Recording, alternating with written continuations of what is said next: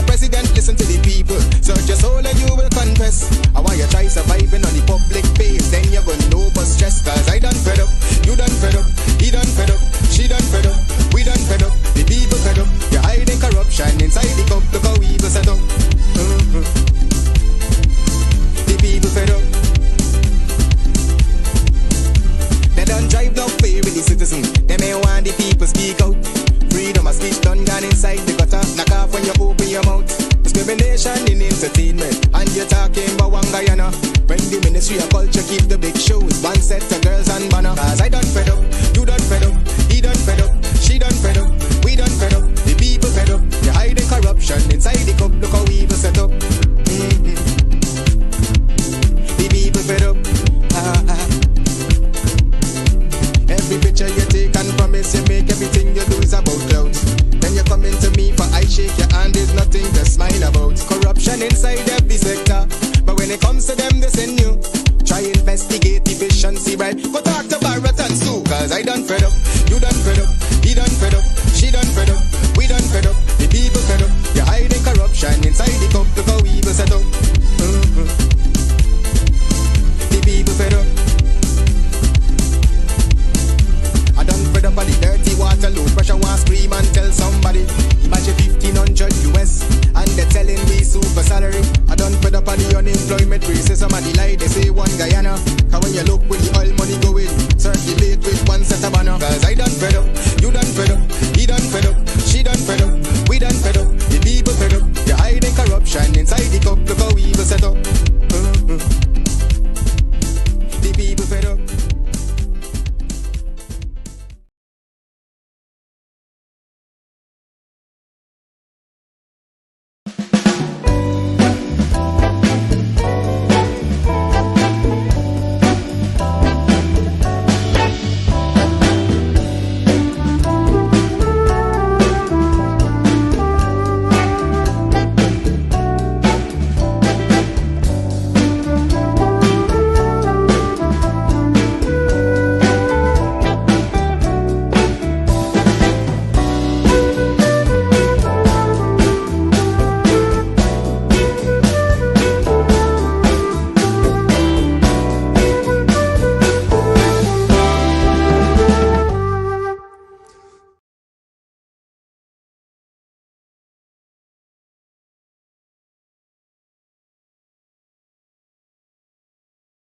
At Big Bird Transportation Service, we specialize in safe, fast, and dependable delivery transportation for businesses and individuals.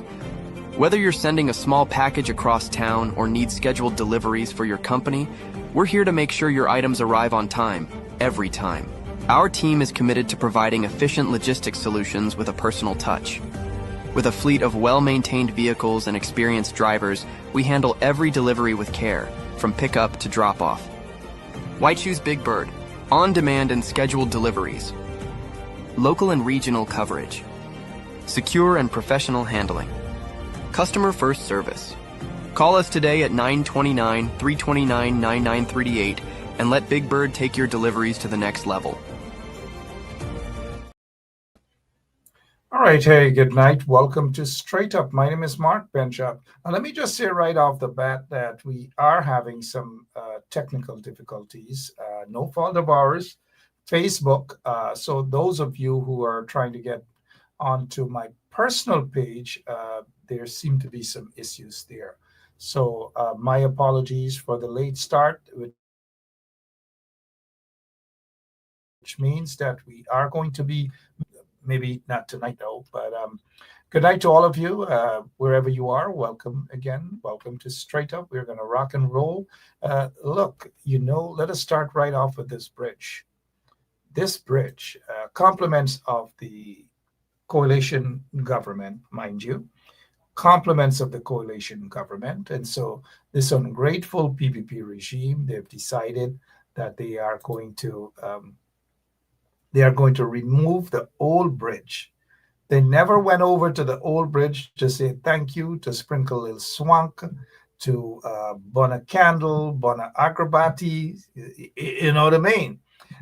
And you know where I'm getting at with this, right? They just left it and they just walk off. After all those decades, those ungrateful vagabonds in the PPP regime, they just walked away from the bridge and they embraced a new bridge because of corruption, not because they care about you, the people of Guyana. Now, I've got to be careful how I pronounce Guyana because there is this guy, a big guy, big in age, you know, messaged me about 4 o'clock in the morning. I don't know how I get, you know, all these people if they don't message me about 5 o'clock, about 4 o'clock, something something is wrong. So you messaging me around that time to talk about tell me that I do not pronounce the name properly and that I should be saying Guyana and not Guyana and all manner of things. You know, it is what it is, though, right? It's Guyana, and there's a reason why I say Guyana. I've been pronouncing Guyana for all the years, but some guy in his 90s or 100 years old, and I'm not knocking folks, to tell me 4 o'clock in the morning that I'm saying Guyana, Guyana, and that guy. Anyways, it is what it is, right? You guys know. They pick on me because of my size. You know, sorry about that. Sound like Trump there for a moment. So take a look at this here. This bridge, which we are going to have to address at some point in time when this PPP regime, this corrupt PPP regime, this installed PPP regime is out of office. Out of office, right, Angela Ben? Out of office. You cannot just get up just like that one night. You get up in the morning and you say that you are going to name a bridge or name something after some paku.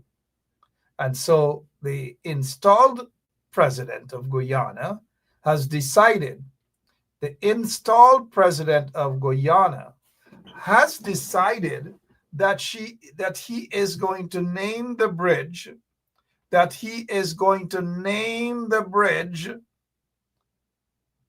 I don't know. I don't know what's happening with these people. I honestly don't know what's happening with these pakus.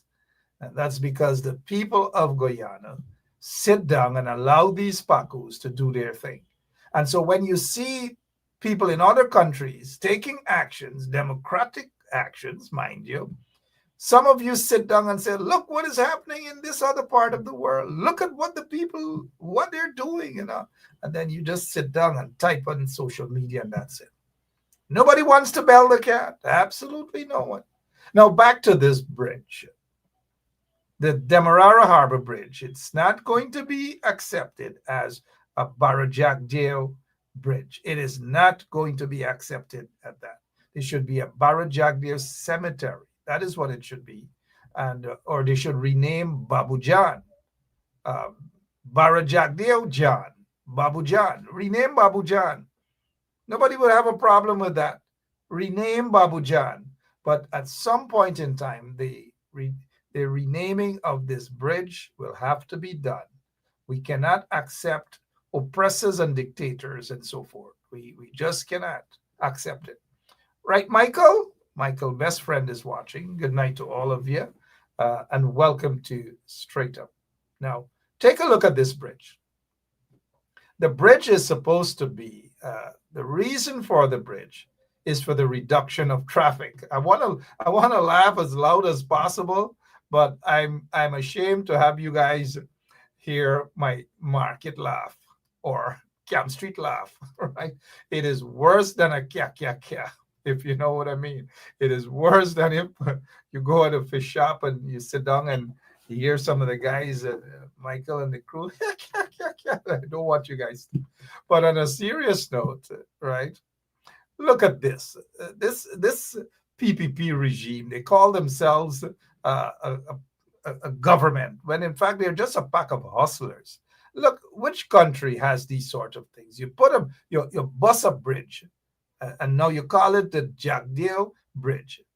Jagdeo is a custom busing Jagdeo Bridge. You bust the bridge, you pave something, you put some mud, something, and you pay hundreds of millions of dollars, and now you're calling it Jagdeo's Passage. We're getting to that point. Sorry about that. I get carried away sometimes. But look at after the so-called commissioning of the bridge, look at what happened. Traffic all over, miles upon miles upon miles of traffic, long, miles away, just to get into Jagdeo's bridge. Look at it. Hours upon hours upon hours. This is the biggest disgrace that we have ever witnessed. Now, compare this to when the Demerara Harbor Bridge, mind you, Bornham didn't rename. We're having problems with the camera. I don't feel that because I'm stepping up in age that I'm looking so instead of looking at you guys. I don't want to come across as though I'm related to Kemran Ramjatan, that I don't look at you guys straight in the eyes, right? Please do. We're going to get everything fixed around here, right? We're kind of changing up our studio a little bit. So if I'm not looking directly at you, forgive me. And so take a look at this bridge. And I notice our operator, if we can have our operator, we want to talk to Tom for a couple of minutes tonight, Tom Anderson. He's been busy doing his thing, and which is good. He's doing his thing, but we want to be able to. Our operator,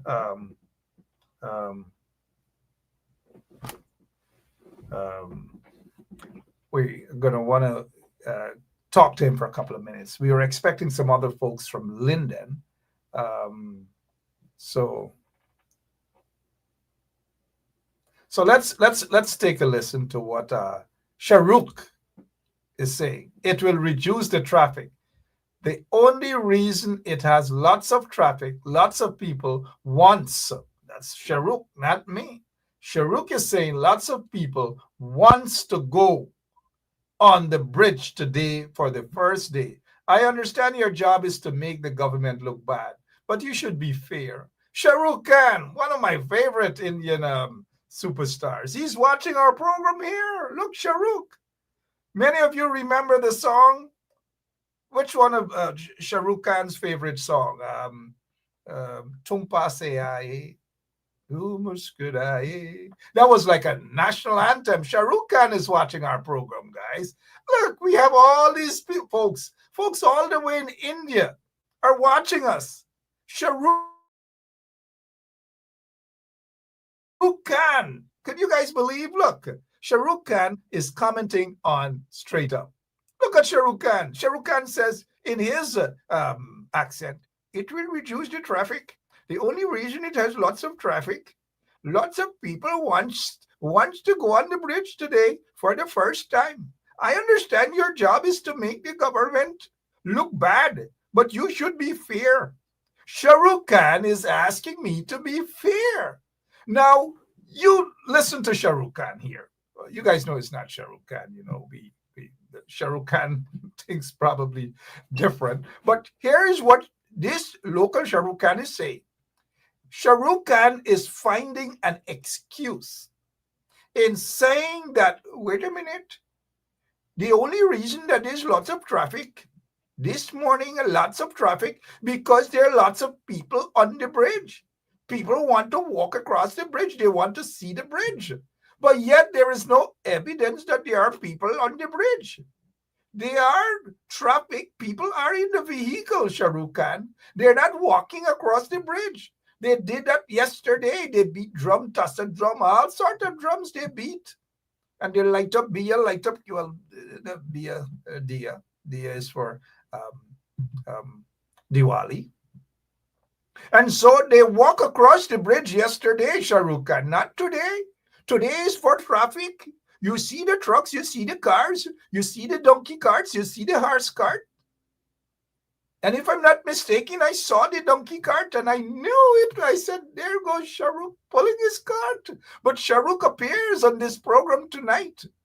Shah Rukh is trying to say that we are not being fair. Look at the traffic. All the traffic for miles and miles away.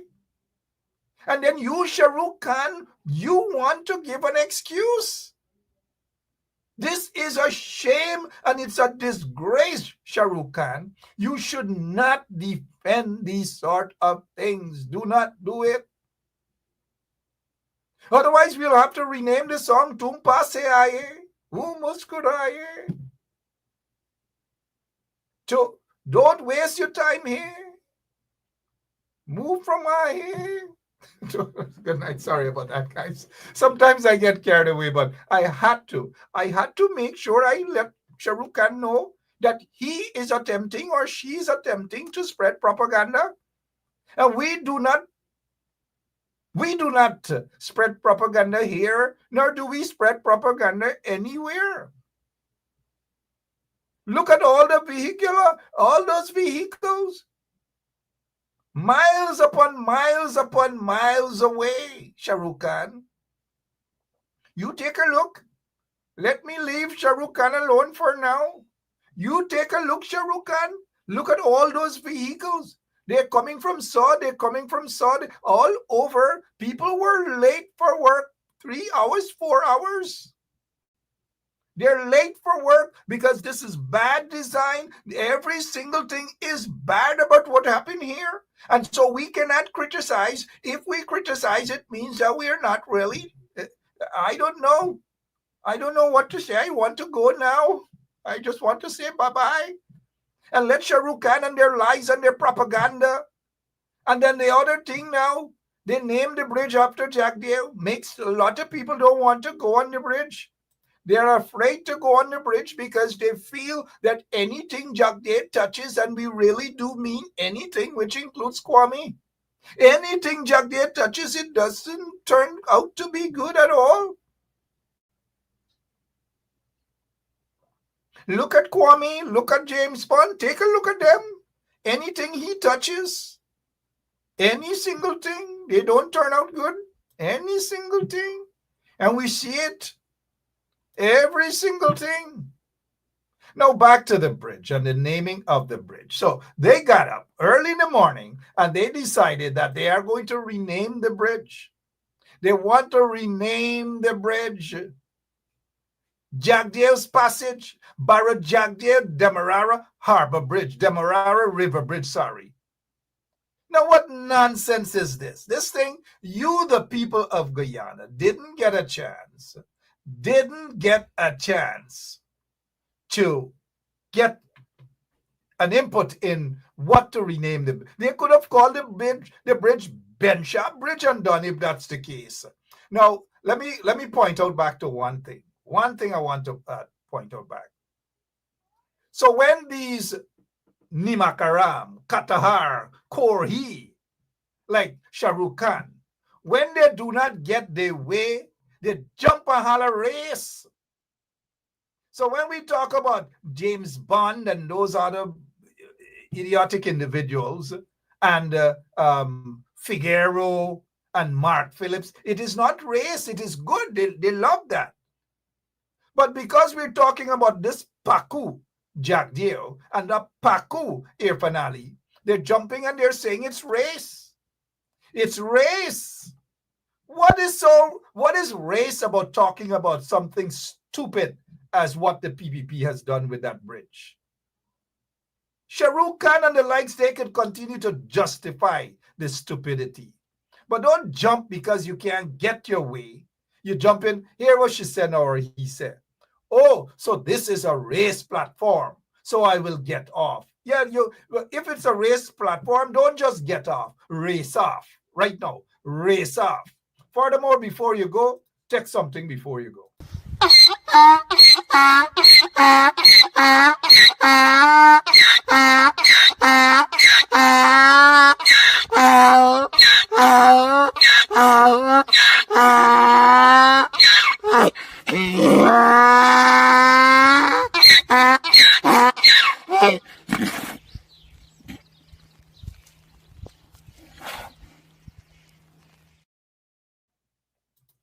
So that is what they do. That is exactly what they do. They can't get their way. And so they holler, they're balling out now.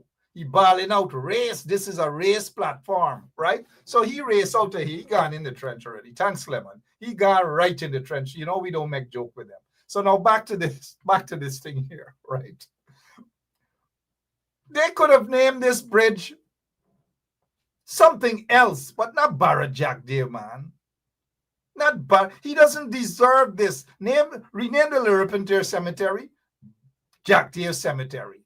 Rename Babu Jan Jack Deer Jan. Rename that, but it doesn't make any sense.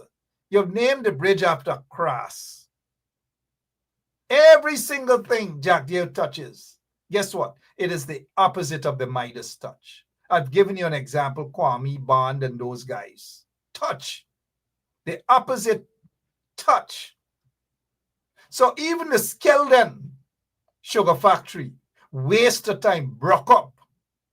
The Borbis River Bridge start to broke up. The Linden Sioux Lake Highway, because of the fiber optic cable, hundreds of millions of dollars spent, broke up. Sugar industry, broke up. Every single thing Jack Deere touches, broke up, broke up, broke up. Every single thing. Guyana on the verge of breaking up, all because of this Katahar, this Nimakaram, this Korhi, this Chamar Kebai. Jack Deere. The country is on the verge of breaking up. All the roads broke up. Toilet broke up. Schools broke up. Police stations burn up, broke up. Every single thing. The economy fish up. All these things happening in Guyana. And that fat boy, Irfan Ali, the puppet of Jack Deere, gets up and decided that he wants to name the bridge Borbis River Bridge. I mean, some Jack Deere bridge. And because people sit down and allow this to happen, allow it to happen, they are going to get away with more stuff. They are going to want to rename the stadium. They might want to call the stadium Sarwan Stadium or Janet Jagan Stadium or something of the sort, because they're sitting, you guys are sitting back and allowing these things to happen in Guyana, right? That is what y'all doing. Y'all are sitting back and allowing these things to happen in Guyana, but nothing. Just one and two things on social media. Right now, the biggest thing is social media. Nobody wants to bell the cat on the ground. Absolutely no one. They're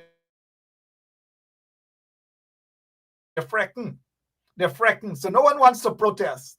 Today, there should have been thousands of people to shut the bridge down. My opinion, that is. I know some people may say I'm a radical. I'm not a radical. And even if that's the case, so what? You're radical for good cause. That's how you get changes around the world, right? Changes do not come about just like that. But then again, you know, nobody wants to bell the cat because they are going to get away with this Demerara Bridge. They are going to try it with the stadium. They are going to try it with other stuff because they feel comfortable right now. That is what's happening in Guyana. And the country is quiet. And meanwhile, some people say, look what's happened in Nepal. Look what is happening in this place. And they're right there in Guyana. And some of them, you don't even see them at protests. But they're typing away on social media, just typing away, because it's the best thing now since sliced bread, to type away on social media. They can't be like Rhonda Lane, brave like Rhonda Lane. They can't be like those people at all. And now let me hear what Commissioner Cole has to say. Commissioner Cole says, Ben Sharp Radio 107.1 FM. I wonder why Skeldon Sugar Factory wasn't named after Barra Jack Deere. Well, that could have been a good thing. Name a sugar factory after Jack Deere. Call it Jack Deere Sugar Factory. Sorry about that, guys. Jack Deere Sugar Factory. But then again, that's another story that we don't want to get involved in here. Some people might argue that there's no sugar, right? After all, big up. Anyways, we're not going to get involved with those sort of things. This is actually a very serious show, but you guys already got the picture.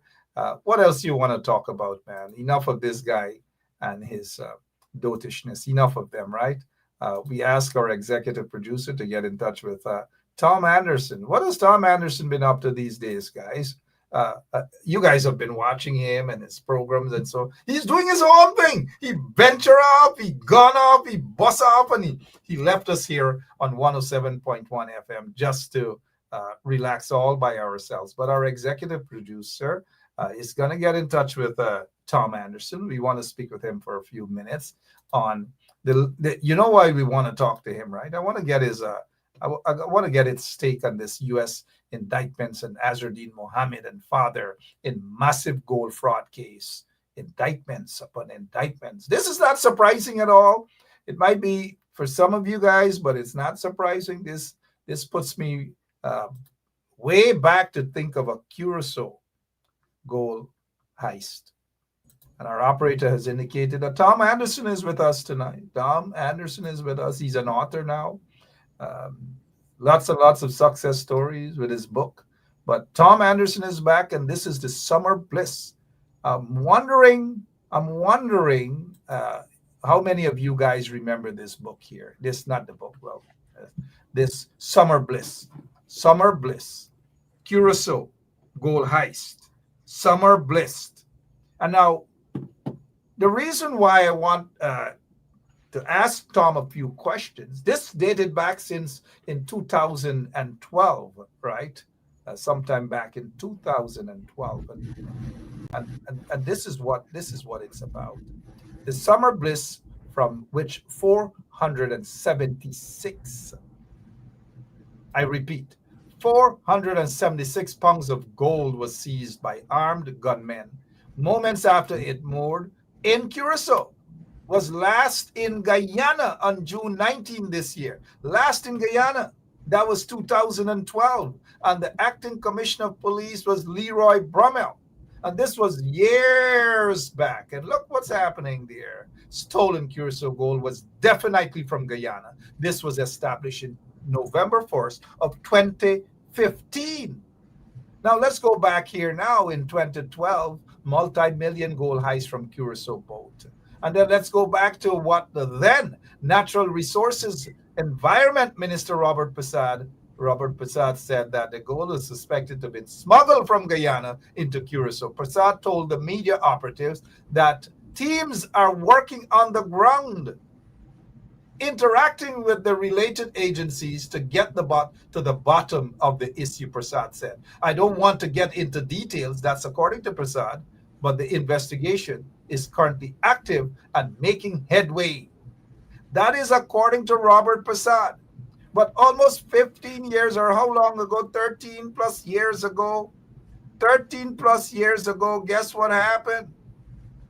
We were in touch with the authorities in Curacao.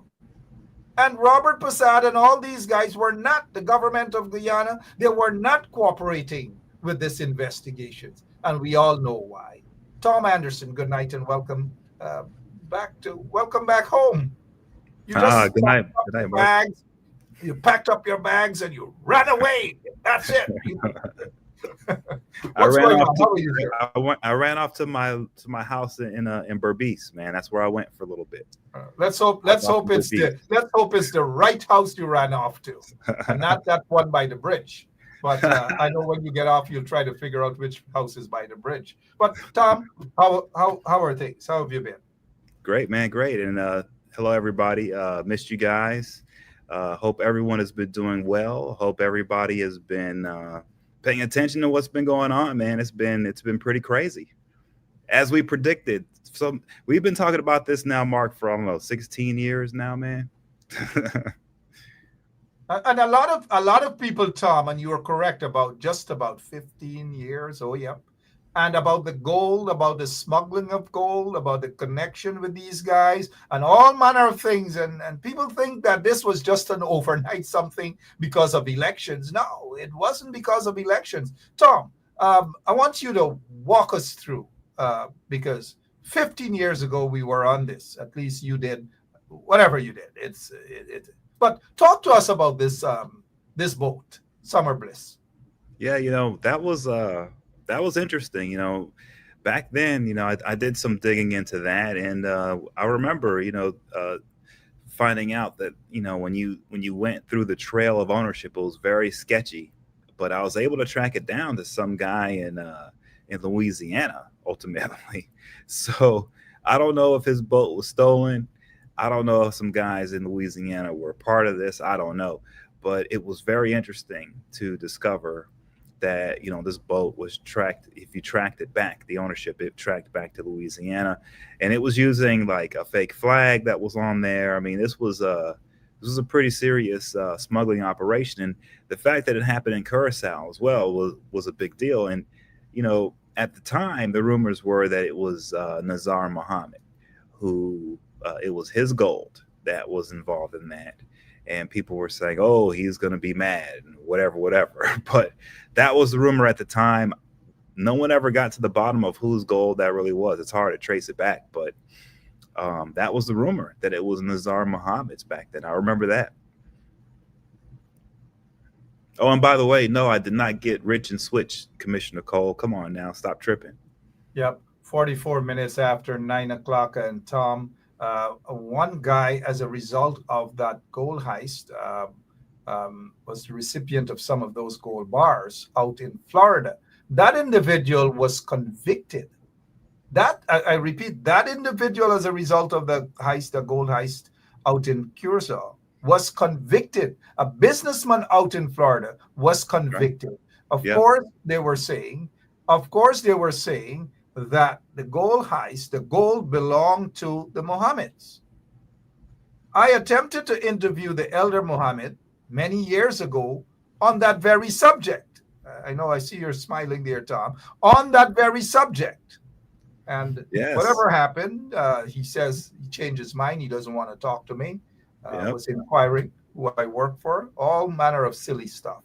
Are you still convinced, though, Tom, that gold heist is linked to that the Mohammeds had something to do with that?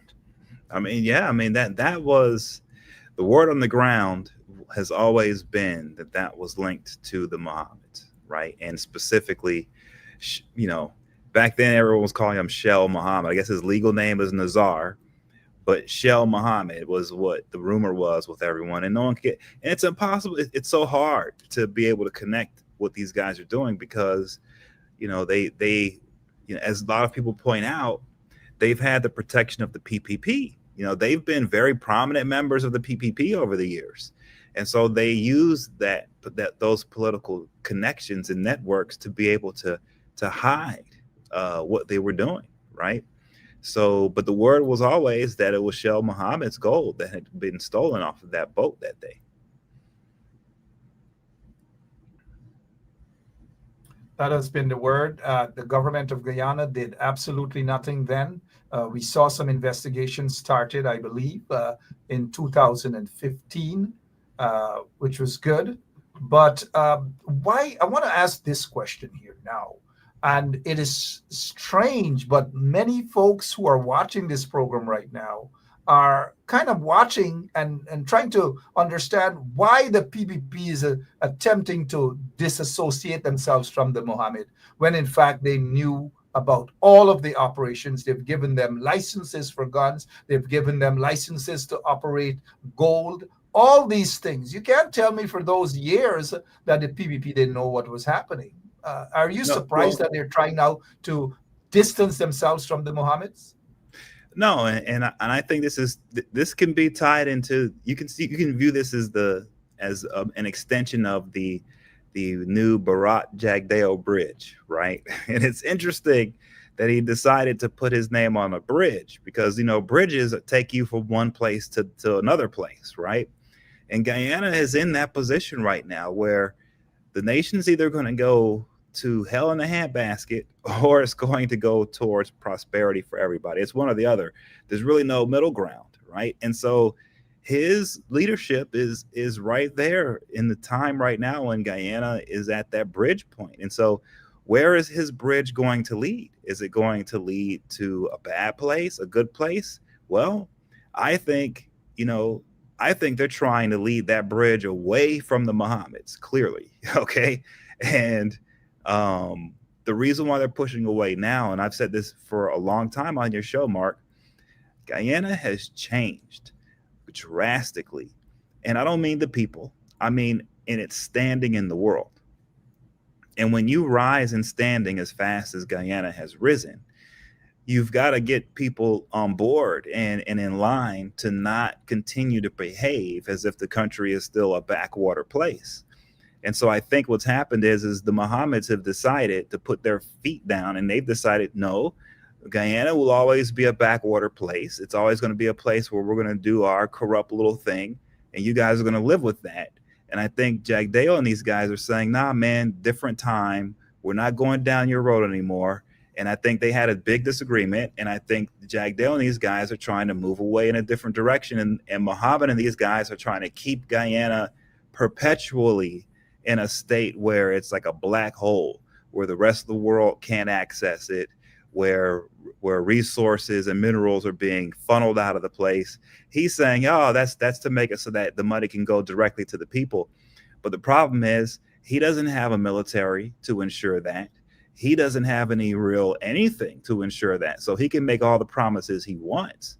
But at the end of the day, if he were to try to do some of the stuff he was promising, everything would just be lost and gone, right? So I just think what's happening now is the Mohammeds are desperate. They're trying to keep the status quo. They do not want Guyana to evolve. They want to keep the place very corrupt. They want to keep their smuggling business going, and it's come to a head. And the Jagdeo and these other guys are saying to hell with that, and they're moving in a different direction. And so that's where we're at now. And the Mohammeds have decided they're not going to change route, bro. They are putting their feet down, solid on the ground, and they have decided Guyana is going to continue to be their smuggling hideout place no matter what. You guys are going to have to force them out of there. And that's sort of what's happening now.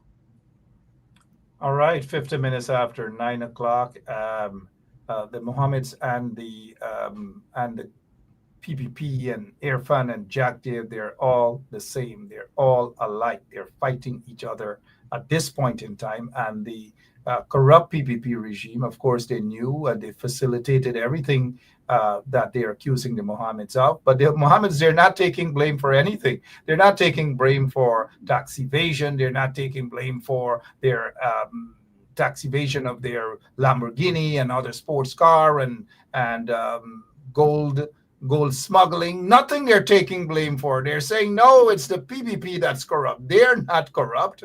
Are you surprised, though, that they're actually blaming the PPP? And we know the PPP is corrupt. We know that. At least I know that. But yeah. Are you surprised that they're not accepting responsibility and just blaming the PPP?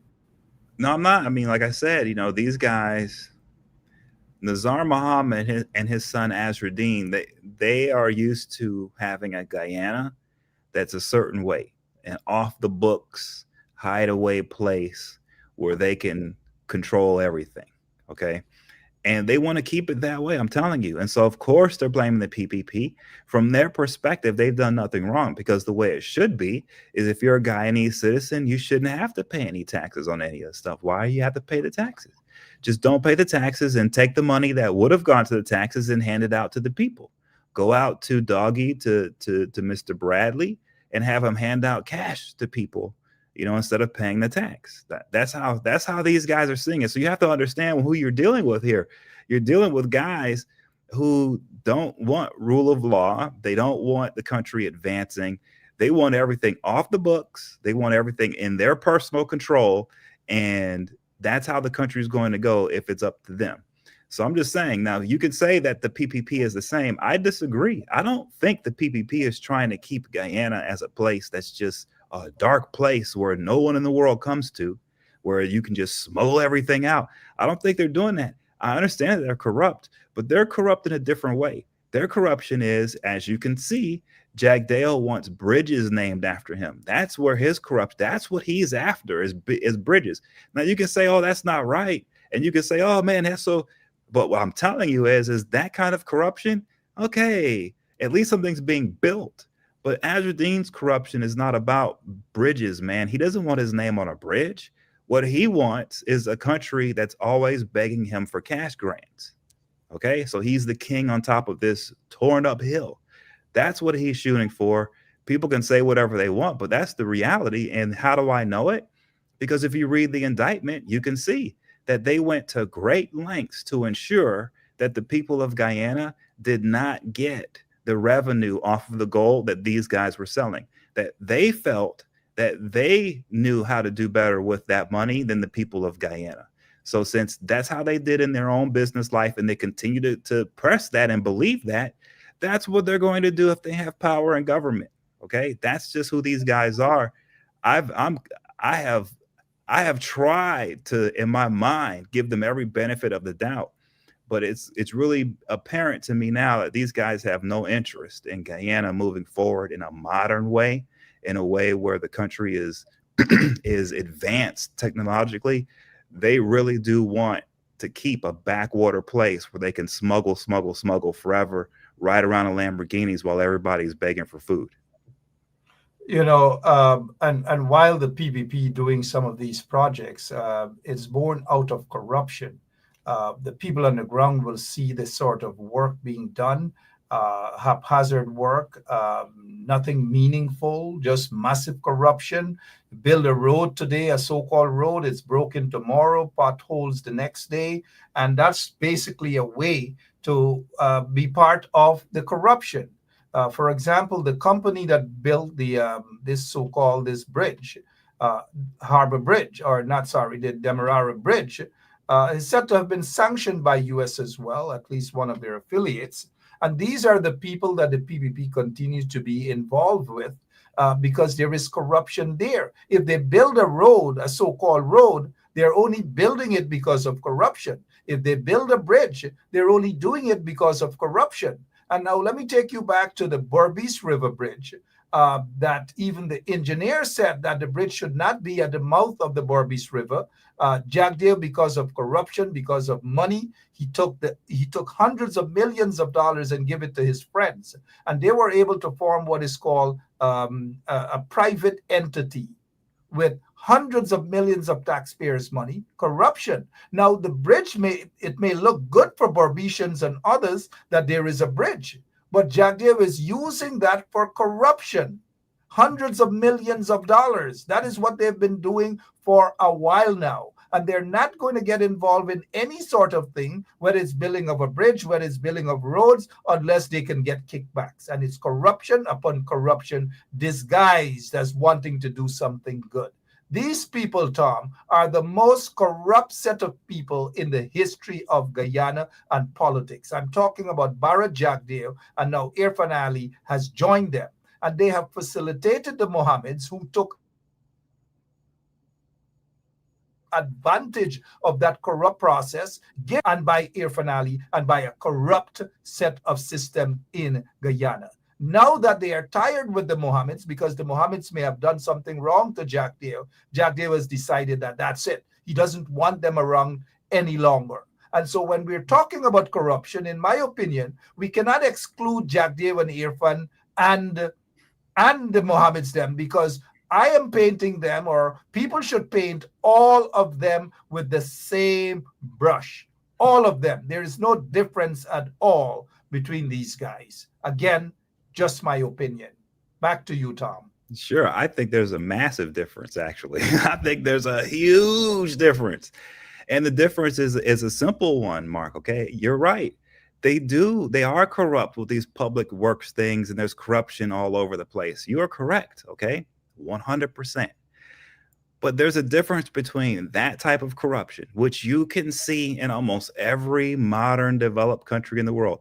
You can go anywhere in the world. If you go to Japan right now, I promise you, There is corruption in the public works. When they build a bridge in Japan, I promise you, there's hundreds of millions in yen being stolen. I promise you that's the case. It's happening in China. It's happening in the United States. It's happening everywhere.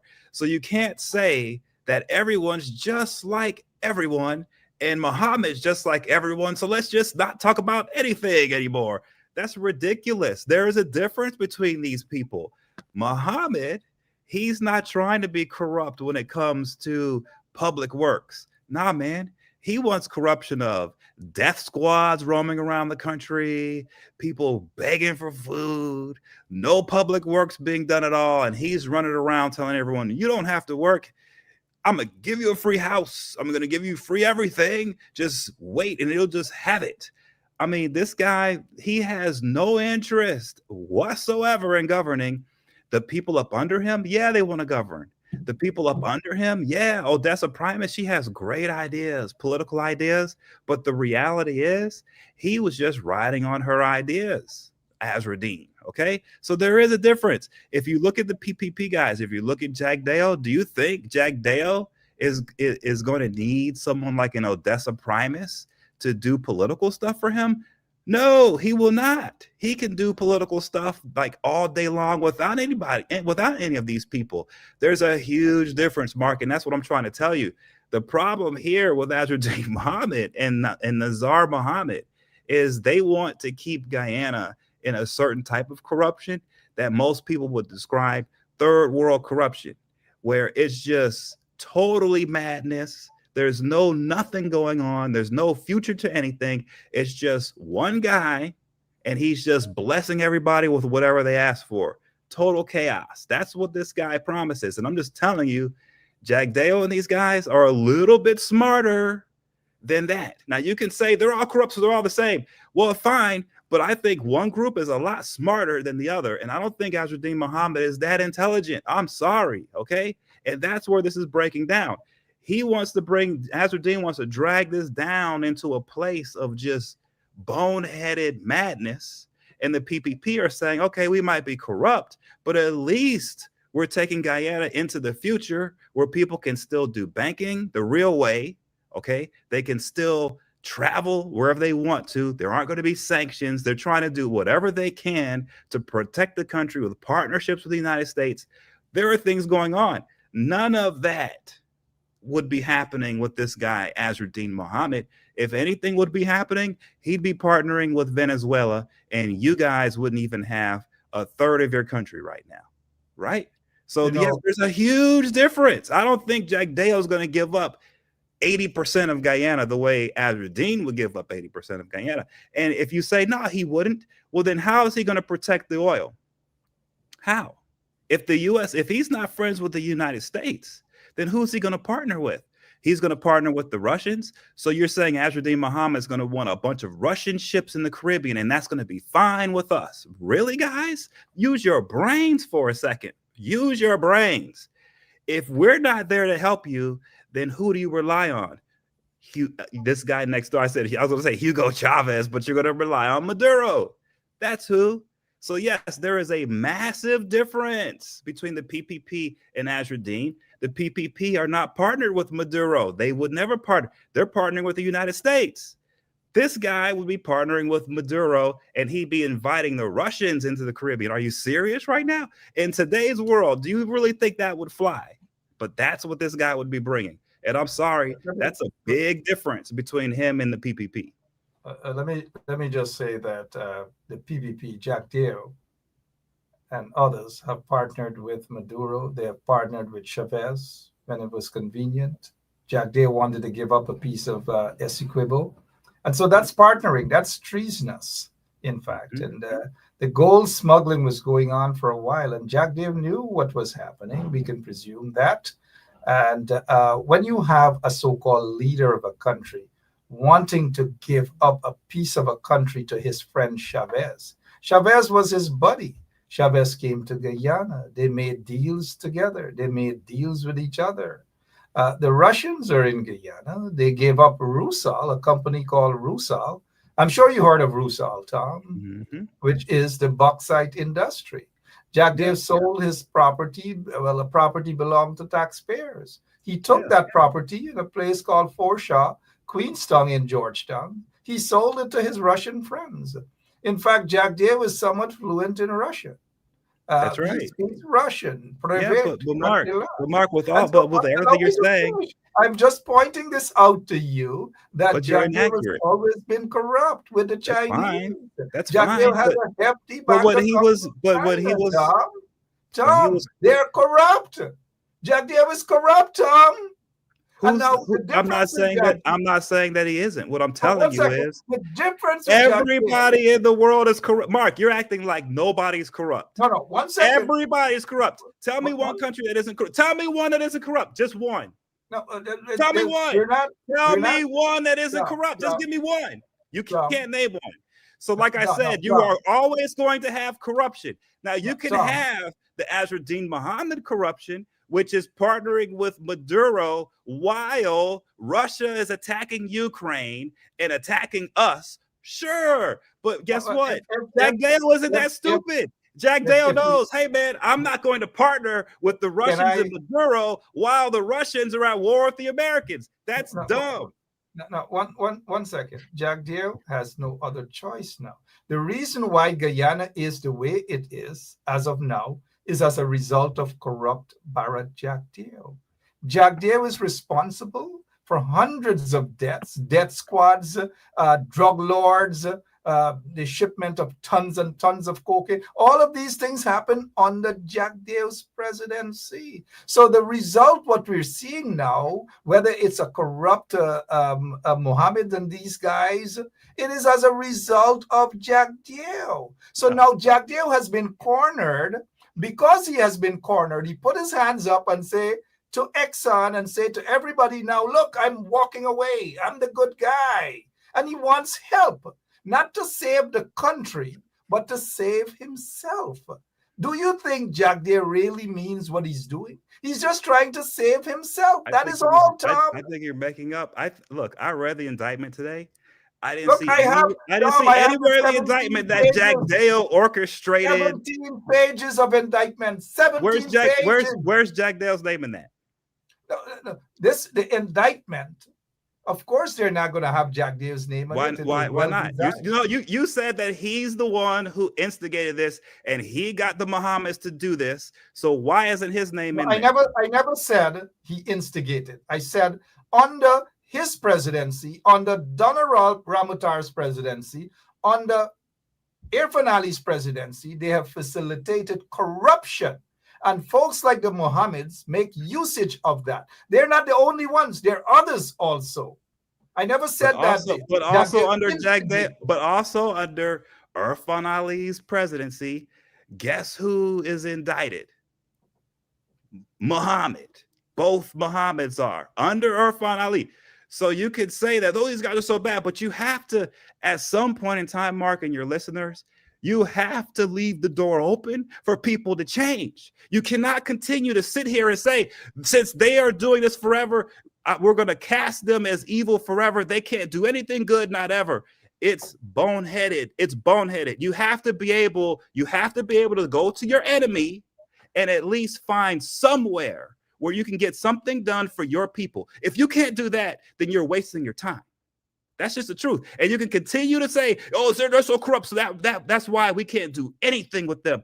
I don't believe that. I believe, I don't care how corrupt they are, if you organize yourself, you can get them to do right by the people of Guyana. And instead of that, you guys are focusing on crying. There's so much corruption, we can't do anything. Screw that. Jump in, get involved, and keep pushing the envelope. Mohammed's not the only one. There is more, but it's going to take the people of Guyana to hold everybody's feet to the fire. You're not holding anyone's feet to the fire by saying, oh, they're all so corrupt, so let's just give up now.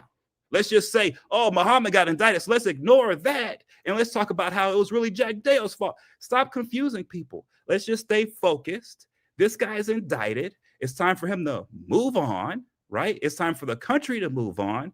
And you guys have to hold everybody's feet to the fire. Stop making excuses. Stop trying to be a victim by saying, oh, he's so evil. Jack Dale's so evil, so we can't do anything. Stop crying. Stop making excuses. You have to get off your butts and you got to do the work. That's all I'm saying. And I'm sitting here like, why isn't anyone doing the work? Why? Because you're crying too much about the past and you need to focus on what you guys need to do to fix your country. You guys are in an emergency situation right now. You better come together because no one outside of you is caring about you. So come together, figure it out, and stop arguing over who's so corrupt and figure out what do we need to do to fix our situation.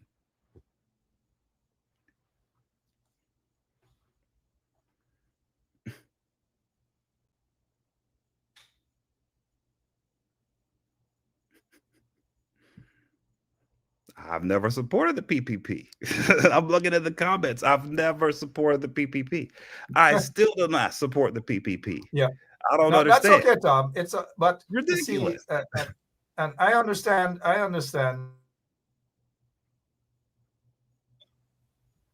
But the difference also is, Jack Dave, they're corrupting the country, and those who are on the ground, those who feel it, knows it. Now, here's why, Jack Dave, they continue to corrupt the country and make it superficial, as though they care about the people and they want to do good. And now, sometimes people who live through the system, that corrupt system in Guyana, it is a tough pill to swallow. When someone, not just you or someone in general, is saying that people should find ways to work with even someone as corrupt as Jack Dave and the PPP. People already have experienced the PPP. Hundreds of people have lost their lives. Thousands upon thousands of people are starving in the country. Thousands of young people from the university, they have no jobs, they have nothing. All because of corruption, the friends, families, and favorite. And whilst the Mohammed are taking money, they are taking monies that they allegedly got through smuggling of gold and tax evasion, and they're giving out a couple of hampers here and there and so forth. What Jack Dave and the PPP are doing, they're giving out contracts, taxpayers' money, to go into communities so that they could manipulate and corrupt the system. They are releasing their friends and so forth who are charged with gold smuggling and drug lords and all these things. They're protecting those people. The corruption under the PPP regime is rampant. And it's difficult to say to people that they should find ways to work with even corrupt folks like Jack Dave and the PPP. It's a tough pill to swallow, well, Tom. Mark, Most Guyanese are not going to swallow that pill. That's fine, but guess what? Let me just tell you something, guys. I've had to swallow that pill. I supported Kamala Harris. And guess what? I have to find common ground with the Trump administration. Sorry, I don't like that guy. I think he's totally corrupt. The people around him are corrupt. These guys are racist. They think I'm just a black dog. All right.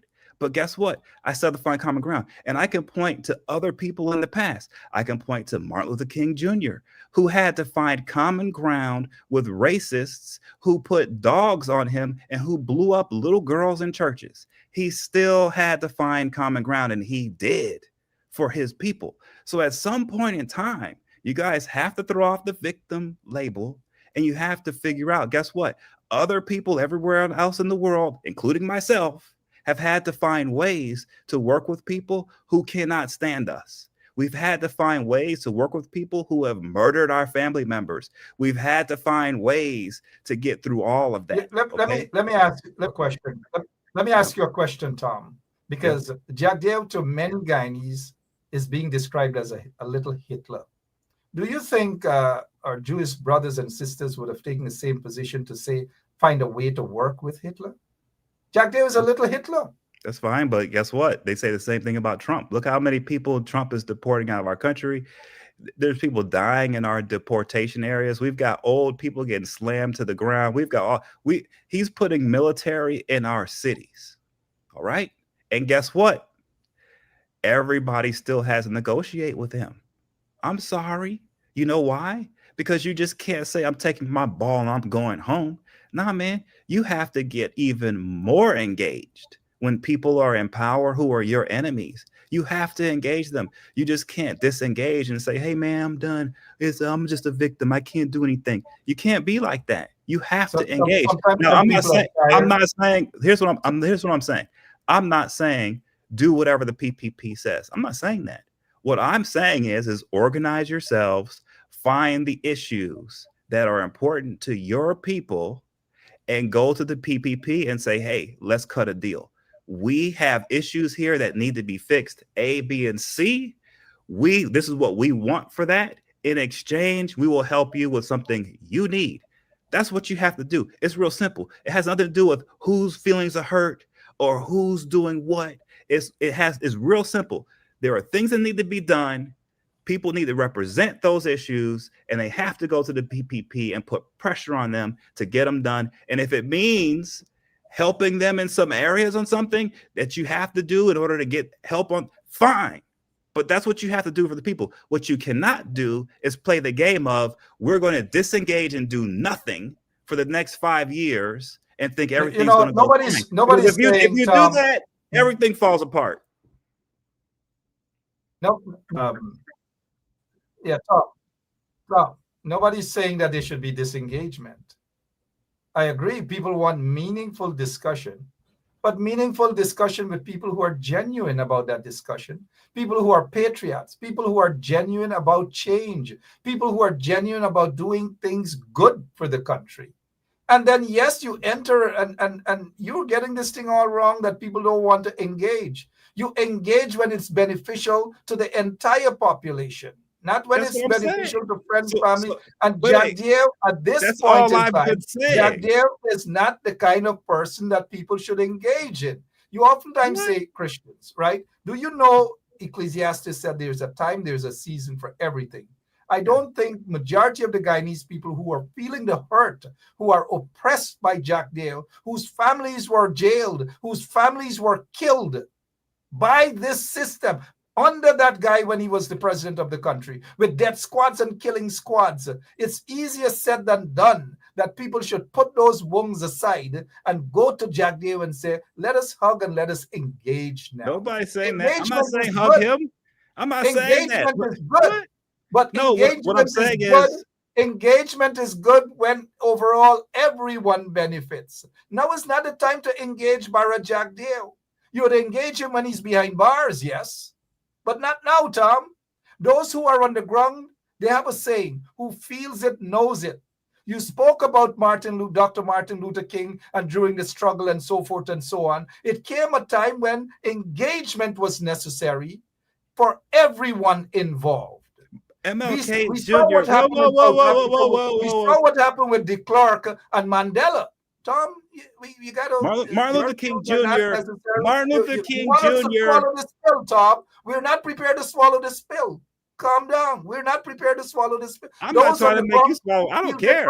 You can do whatever you want. You can do whatever the hell you want. What I'm telling you is Martin Luther King Jr. always engaged. Don't sit here and lie and say that there was a season when Martin Luther King Jr. refused to engage anyone and he stayed all by himself. That's a lie. He always engaged, always. So please get your facts straight here. All right. You remember when there was the LA protest? Martin Luther King basically put his hands up and did what Jesus Christ did in the synagogue. When Jesus Christ kicked out, expelled by force those money changers because they've had enough. Martin Luther King, there was a protest somewhere in LA, and Martin Luther King basically actually put his hands up and say, whatever happens, happens. But he was at a protest. Think about it. He's at a protest in LA. He's not from LA. So he's out there engaging. Once again, you're like, oh, he's out engaging with his hands. He had his hands up. That's how he engaged. He engaged by bringing love and peace to maniacal, crazy people, corrupt people who just wanted blood. He engaged them every single time. And he wasn't hugging them. No. He was giving them the truth to their face.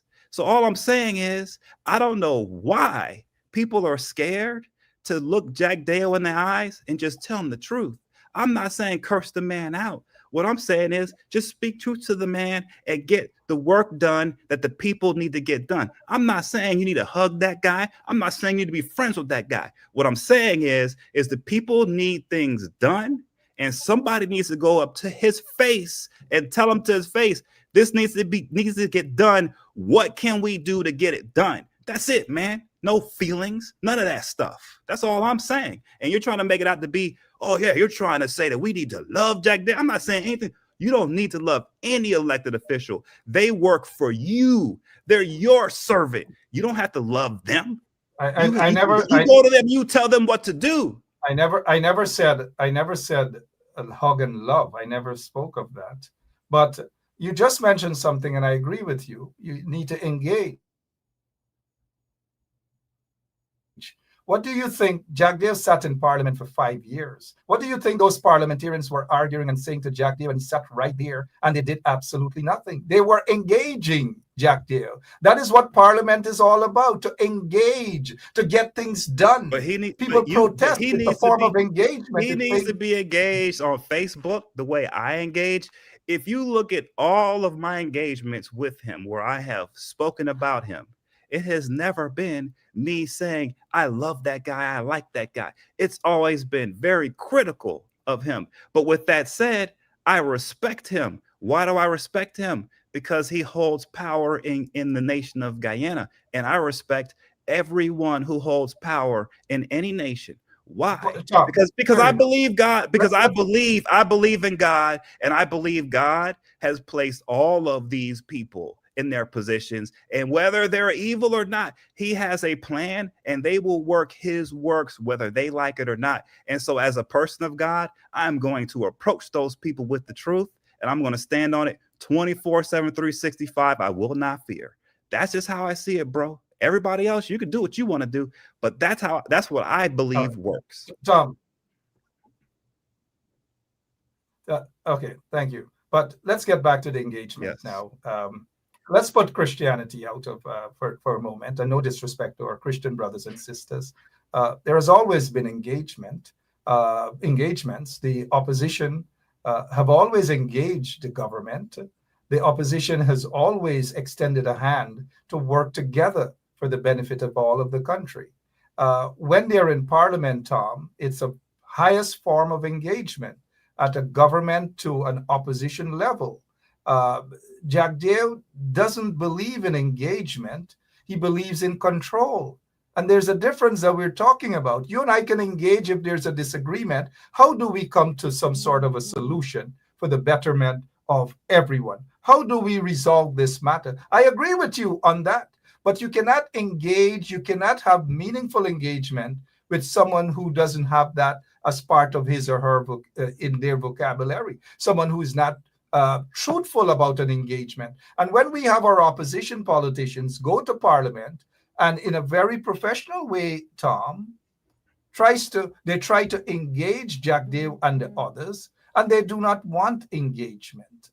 When our opposition leader then, Aubrey Norton, attempted to engage the government for the betterment of all Guyanese, those engagements were rejected. For the appointment of a chancellor, for the confirmation, of a chancellor, engagement. For the confirmation of Chief Justice, engagement. For the confirmation of a police commissioner, engagement. All these things. So this is not that we sit here and we stand from a position of people want blood or people want, no, absolutely not. People have approached this in a very professional, in a very humane manner. And there've always been engagement. The people who shoot down the engagement are Jack Dale and his cohorts. And we have to face reality. So this is not a case where people are like cannibals on social media and they want to rip Jack Dale apart and this and they don't have love in the heart and all. None of that. The rejection has been coming from Jack Dale.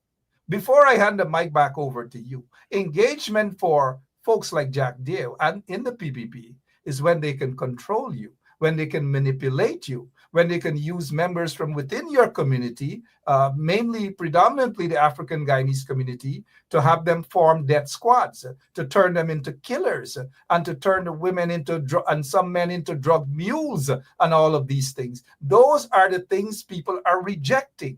Those are the things people are saying no. When their little sons have to be jailed, maybe because they showed Jack Dale the middle finger. and all these things. When people have to be killed because of their political views, Tom, these are things people are rejecting.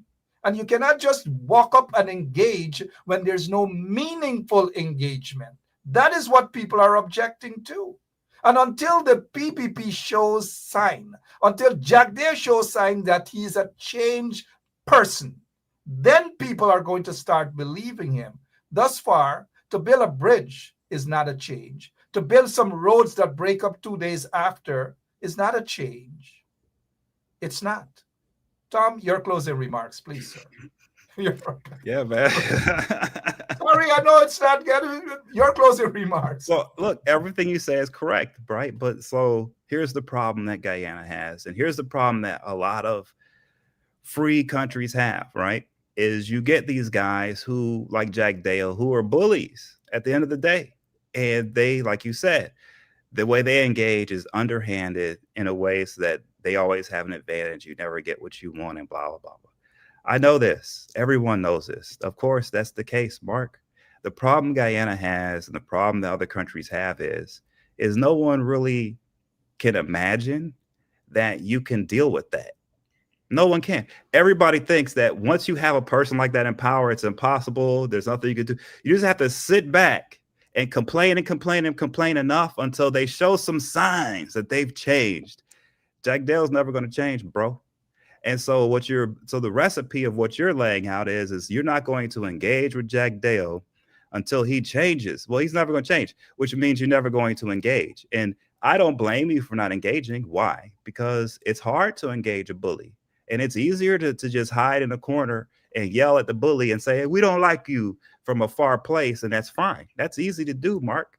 But at the end of the day, the only way to deal with a bully is to come straight in their face.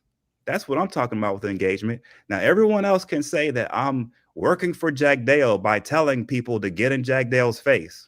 I don't see how that's the case. But I do know this, bro. I know that there's ways to deal with people like this. How do I know? I co-authored a book all about a man like this. I co-authored a book about a man who took gold bars in exchange for helping Egypt murder an American journalist. All right? So I have seen the corruption. I have seen it all. I've seen the most wicked evil you could ever imagine. And guess what? You have to engage it every single time. I don't care how evil or underhanded they are. You have to always engage. You have to always stay engaged, because the day that you give them any room to breathe is the day they abuse you. Okay? So you have to get on top of them. You have to be on like flies on crap all day long, every day, never let them breathe. All right. And you have to keep that going, that engagement going nonstop until you get what you need as the people of Guyana. That's all I'm saying. All right. That's what I'm saying. And what I see happening is a total opposite. Everyone giving every excuse in the world for not having for not facing up to a bully. All right. And being on them 24/7 and never letting up.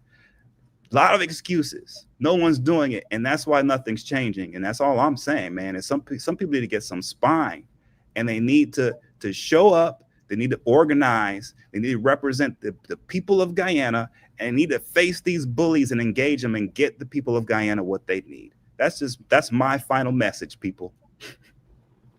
Thank you so much, Tom. And congratulations on your book. And I know how you feel about that, because you're passionate and you did what you did. But there are some of us who are still feeling the scars of a corrupt regime, of oppressors, dictators, and murderers in government, who, because of your views, you're either killed, you're either tortured, or you're either jailed and placed in solitary confinements, and all these things. The scars are still there.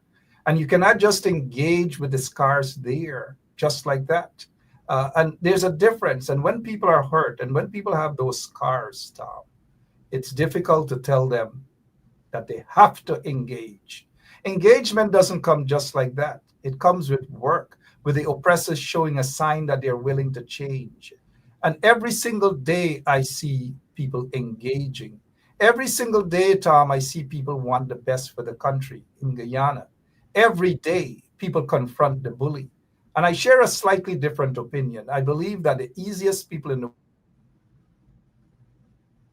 world to engage are bullies. Bullies are soft in the inside. They pretend to be tough. Jack Dale is one of those soft bullies.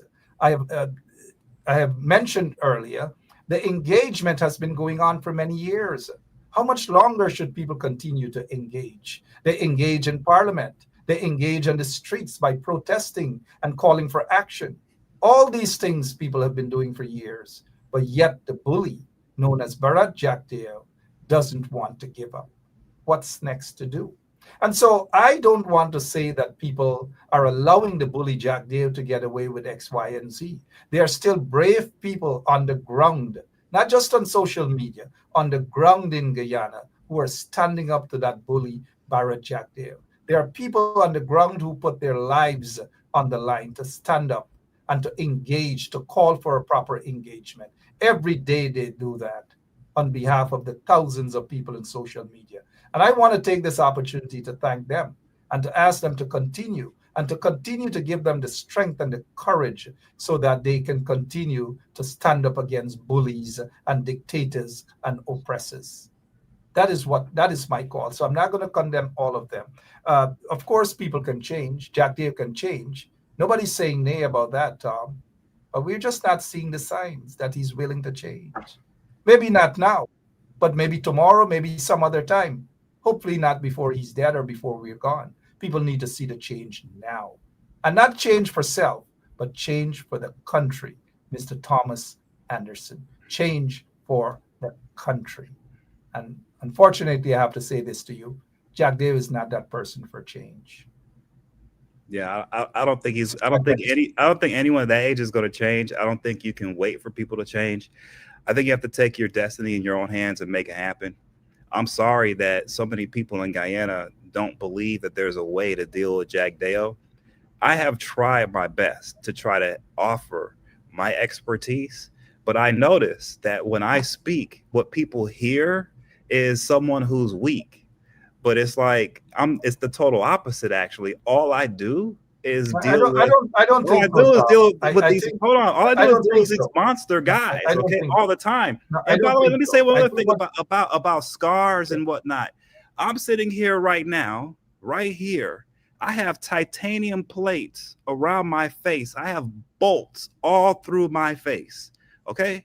So I understand about scars and I understand about dealing with the people who put the metal in your face and having to move forward with your life. I understand all about that. And what I'm saying to you is you have to understand, okay? You guys haven't done enough to deal with Jack Dale. You have not. Okay. He does what he can get away with. And I continue to say people are not advanced enough. They're not sophisticated enough in Guyana to really engage that man. I'm not saying to engage him to change him. I'm saying engage him to force him to do what's right for the people of Guyana. There are ways to do it.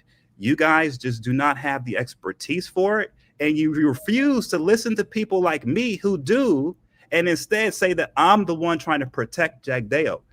Look, I'm sorry, but I have learned there may be spells that really exist in this world, and there may be a spell over people of Guyana right now because there's no way I can understand how people. I'm looking at the comments, and they're hearing me as being pro Jack Dale when I'm sitting here saying everyone must hold his feet to the fire. Thank you, Thomas Anderson. To all of our listeners, again, those who are on the ground, who feels it, knows it. One of these good days, Tom and I have been at this for over 15 years. Tom means well, he has done a lot of good things. I'm not saying this or doing this to pacify Tom. We defer at times, and this is one occasion that we defer. Jack Dale, definitely, there's no change for Jack Dale. But one of these days, though, Tom and I will. I'm inviting Tom to Guyana. We will be in Linden. We'll be in Philippi. Tom will get first-hand information from the people there on the ground, even if he spends 1 week in Guyana. And I'm sure that after that, we'll invite Tom on this show again because he will get an understanding of Guyana. He'll probably speak firsthand to Courtney Crummy Wing's mother, his family. Tom will speak to Ronald Waddle's family, and I'll take him to the so many victims in Guyana so that he can understand how they feel. I'll take him into the poorest areas in Guyana, areas that are being deprived by Barra Jack Deo and the PPP, who do not give a rat's arse about those people, and who feels it knows. Tom, I'm excited to have us go to Guyana together. You've got to go to Guyana. They have a saying, um, see me and come live with me are two different things. Seeing Guyana and going to Guyana and listening on the ground is a different thing, Tom. Who You know, I'm feels it ready, knows. Mark. I'm ready. And I'm not going to put the people down and say that the people are not doing much. The people can only do so much.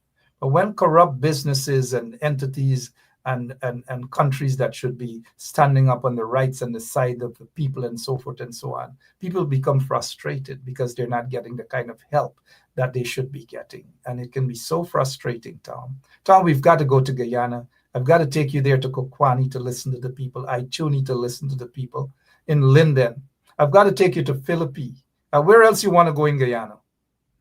man, you know, I don't know. I kind of want to go in really deep in the interior, right? Yeah, you And want to go in you know, I kind of want to go to Mount Roraima, man. I want to go, you know, Mount where? Roraima. I want to go to Mount Roraima, man, and I want to go see some I want I'm a fisherman. So I want to get really deep down in the interior and I want to fish for some monster fish, man. Oh, okay. But I want to take you to Tiger Bay, to Buxton, to Alboistong, New Amsterdam, all those places. But when you go to Mount Roraima again, it's not. Tom, Yeah, I'm into nature. I'm a science guy. ah, I just love unique nature, and Guyana is full mhm. of nature that you can only find in Guyana, nowhere else in the world. So that's what I'm more interested in, actually. Got you. I now understand. Yeah, But man. I want to take you to the communities that are more, those that are affected by the brutality of an oppressive regime. And we can have some more talks about that. But I think the time has come. Has come. We have been friends for too long. For you not to be in Guyana. I know on several occasions you should have been there under different circumstances, which should not be mentioned. But I still like to take up that opportunity to have you be in Guyana, and we can have a nice cold bank spear, and we can engage on the ground. That's We right. can engage on the ground, We need to do and some maybe we can lives, pick up man. placards and maybe we can pick up placards too and show them how to do it, Tom. Hey, and maybe we can bring Bradley Sampson, bro. Have a good night. It's a pleasure, man. Good to see you back again. Good night, Oh, everybody. thank you, Tom.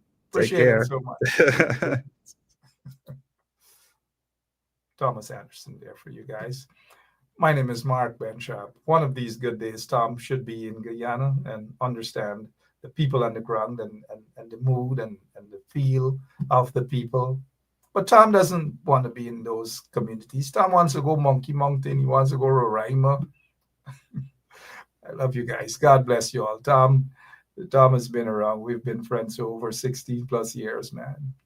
But Tom needs to go to Guyana. He needs to. Otto Martin will go. All of us, Keith Beresford, all of us will be in Guyana. Tom needs to be in Guyana. I have my reason for saying that. Tom needs to be in Guyana. I'm out of here, guys. See y'all tomorrow. Same place, same time, right here on 107.1 FM. It's been an interesting night, right? Very interesting. Engage, yes. The opposition have been engaging the corrupt PPP for so long. Every day there's engagement. Every single day there's an engagement. Every day, every single day. It happens. But Jack Deere doesn't want change in the country. He wants the country to remain stagnant. He wants he wants the system to be as corrupt as it is. And it's difficult to work along with somebody who doesn't want change, who thinks all about Every single day is corruption, corruption. It's difficult. It's really, really difficult. And folks who don't really understand or a feeling of the system on the ground, it's different. And I say to people, even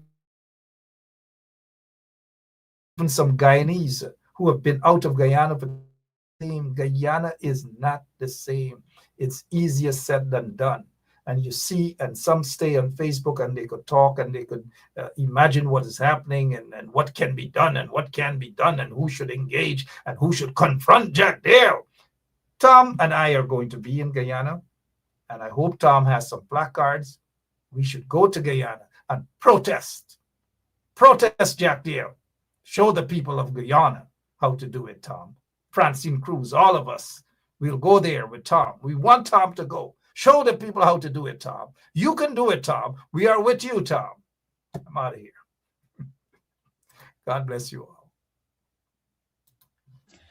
Yes. You want to tell me all these years, Mohammed and his father and all of them is a part of PPP that had gone at the PPP office, Freedom House on Rob Street, protecting the PPP from the black people and PNC. And all the time, you there in there, you never see that they ill-treating black people, they killing out black people. You never see this corruption within this party. All the time, you, your family, your uncle, your father, your sister, your mother, everybody supporting this party. Y'all never see that this party is corrupt. Never at no point in time until sanctions start raining down upon you and you expect them to cover you. And they did not cover you. They took away all your gold and diamond license and your business license, your cambio license, and you get upset. And then you started to decide that, you know what, I can run for election to get rid of the sanction, and I can run for election to get back. At Big Bird Transportation Service, we specialize in safe, fast, and dependable delivery transportation for businesses and individuals. Whether you're sending a small package across town or need scheduled deliveries for your company, we're here to make sure your items arrive on time, every time. Our team is committed to providing efficient logistics solutions with a personal touch. With a fleet of well-maintained vehicles and experienced drivers, we handle every delivery with care, from pickup to drop-off. Why choose Big Bird? On-demand and scheduled deliveries. Local and regional coverage. Secure and professional handling. Customer-first service. Call us today at 929-329-9938 and let Big Bird take your deliveries to the next level. There and fabricate that. Unless you say who the person is, I can't comment on anonymous people. Okay, well, let's talk about specific individuals. What is your relationship with Mr. Su Jurong? Su? Oh, Su? My relationship? Nothing. He's a tenant in my place, yeah. And he's a good friend of yours? Yes, yes, he is a friend. You could probably, on the maritime area, give Venezuela a channel out to the sea. So you make a slight concession in the maritime area.